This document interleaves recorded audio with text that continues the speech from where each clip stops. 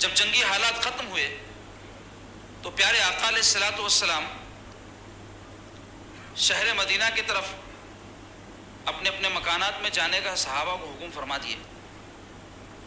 پیارے آقا علیہ الصلوۃ والسلام اپنے حجرہ پاک میں تشریف لا کر جنگی لباس اتارنا ہی چاہتے تھے کہ جبرائیل علیہ السلام حاضر خدمت ہوئے اور عرض گزار ہوئے کہ یا رسول اللہ کیا آپ جنگی لباس اتار رہے ہیں؟ تو اس نے فرمایا ہاں۔ تو جبرائیل کہنے لگے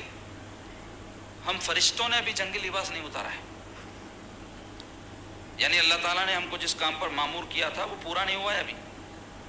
اور اللہ تعالیٰ نے حکم فرمایا ہے کہ آپ قریظہ کی طرف تشریف لے جائیں جنہوں نے غداری کی ہے، عہد شکنی کی ہے۔ تو پیارے آقا علیہ الصلوۃ والسلام فوری اپنے حجرہ پاک سے برآمد ہوئے اور صحابہ کو حکم فرمایا چلو قریظہ۔ تو قریظہ کی جو بستی تھی مدینہ کے مضافات تھی، شہر مدینہ سے تھوڑا ہٹ کر کے ان کی اپنی بستی تھی۔ تو پیارے آقا علیہ الصلوۃ والسلام صحابہ اکرام کے ساتھ وہاں جانے کے بعد سیدنا علی المرتضیٰ رضی اللہ عنہ کو ان کے پاس بھیجے اور حضور یہ پیغام ان کو بھجوائے کہ ان لوگوں نے عہد شکنی کی ہے اور جو معاہدہ تھا اس کی خلاف ورزی کی ہے، غداری کی ہے مسلمانوں کے ساتھ۔ تو بدبخت جو ہے یہودی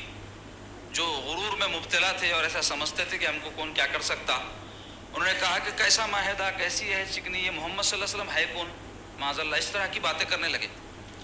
تو اس طریقے سے انہوں نے اوپنلی کھلے انداز میں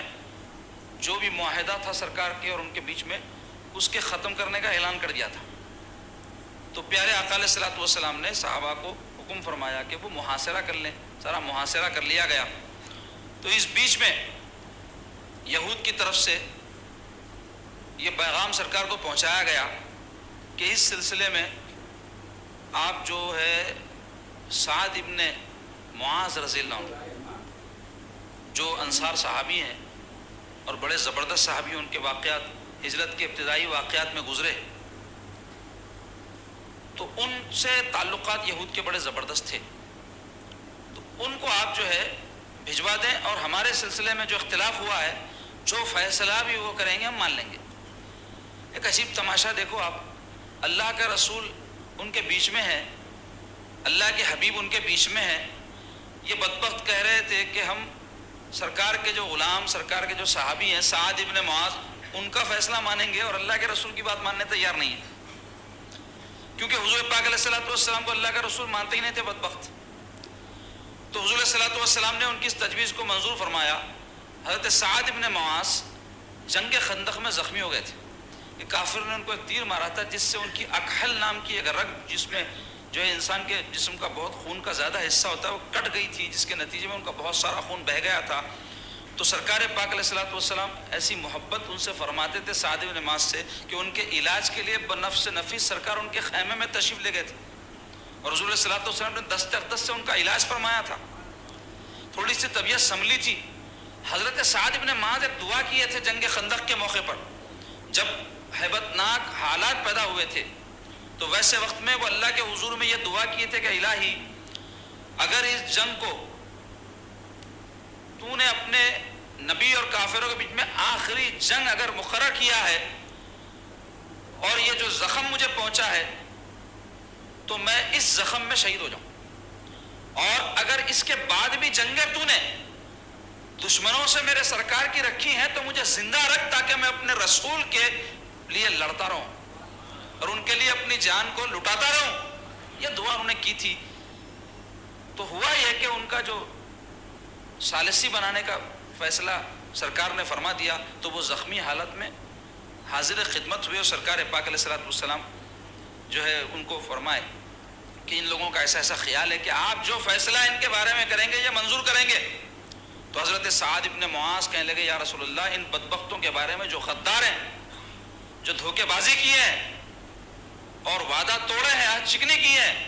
میرا فیصلہ یہ ہے کہ ان کے جو مرد ہیں جنہوں نے غداری کی ہے ان سب کو قتل کر دیا جائے،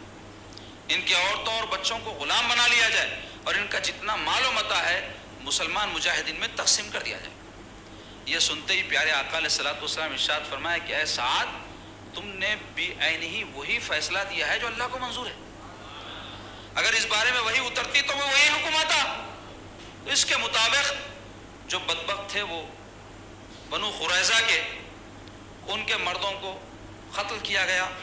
ان کی عورتوں اور بچوں کو قیدی بنایا گیا، اور ان کا مال جو تھا اس کو مسلمانوں میں، مجاہدین میں مال غنیمت کے طور پہ تقسیم کیا گیا۔ اب ایسے وقت میں بھی کہ جب وہ بدبختوں کا آخری وقت آ گیا تھا، ان کا جو سردار تھا وہ مرتے مرتے بھی سرکار پاک صلی اللہ علیہ وسلم کی شان اقدس میں گستاخیاں کرتے ہوئے مرا۔ تو یاد رکھو، یہ جو حسد ہوتا ہے نا، جو یہودیوں کو تھا حضور پاک علیہ الصلوۃ والسلام سے، یہ حسد کسی کو بھی اگر یہ بیماری ہو جائے نا، تو جس سے حسد ہوتا ہے اس کی خوبیوں پہ پردہ پڑ جاتا ہے،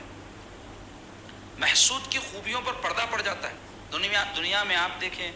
کئی جو ہے بڑے ایسے لوگ ہیں جو دین کی خدمت انجام دیتے ہیں، علماء ہیں، مشائخ ہیں، خدمت گزاران ہیں، یا اور کوئی دنیا میں لوگ ہیں، ان سے جب لوگوں کو حسد ہو جاتا ہے تو ہم یہ پاتے ہیں کہ ان کی خوبیاں ساری جو ہے حسد کرنے والے کی نظر سے پوشیدہ ہو جاتی ہیں، اور عیب ان میں اگر کوئی ہو، اب انسان عیب تو رہیں گے، تو عیب نکال کے بیان کیے جاتے ہیں، یا نہ بھی ہو تو بہتان باندھ دیا جاتا ہے حسد کی وجہ سے۔ تو یہ حسد بڑی بدترین بیماری ہے، یاد رکھو۔ باطن کی بیماریوں میں اتنی بری بیماری ہے کہ اگر کسی کو یہ لاحق ہو جائے تو انسان کا دین اس سے خطرے میں پڑ جاتا۔ اس واسطے حسد سے بچنا۔ عورتوں میں آپ دیکھو ایک دوسرے سے حسد ہو جاتا، جس کے نتیجے میں گھروں میں سکون ختم ہو جاتا۔ مردوں میں بھی ہوتا، لیکن زیادہ تر دیکھنے میں آتا کہ یہ عادت عورتوں میں زیادہ ہوتی ہے۔ تو یہ بدترین خصلت ہے، اس سے بچنے کا اللہ اس کے رسول نے ہم کو حکم دیا ہے۔ شیطان کو بھی حضرت آدم علیہ السلام سے حسد ہو گیا تھا، جس کے نتیجے میں آدم علیہ السلام کی عظمت اس کی نظر میں قائم نہیں رہی، اور سجدہ کرنے سے انکار کر دیا۔ تو یہ ایسی بیماری ہے جو حضرت آدم علیہ السلام جو پہلے جو انسان ہے ان سے جو ہے یہ بدبخت اس کو شیطان کو ہو گئی تھی۔ تو اگر کوئی حسد کرتا ہے تو وہ بھی شیطان کے راستے پر چل پڑا ہے، سمجھ لینا چاہیے۔ تو مختصر یہ ہے عزیزو کہ ہجرت کے 5ویں سال یہ جنگ خندق اور اس کے بعد غزوہ بنو قریظہ ہوا، جس میں یہودیوں کی جتنے بھی وہاں پر گڑھ تھے اور ان کے جو بھی مراکز تھے وہ سب جو ہے وہاں سے ختم کر دیے گئے مدینہ شریف سے، اور ان کے ناپاک وجود سے مدینہ پاک ہو گیا۔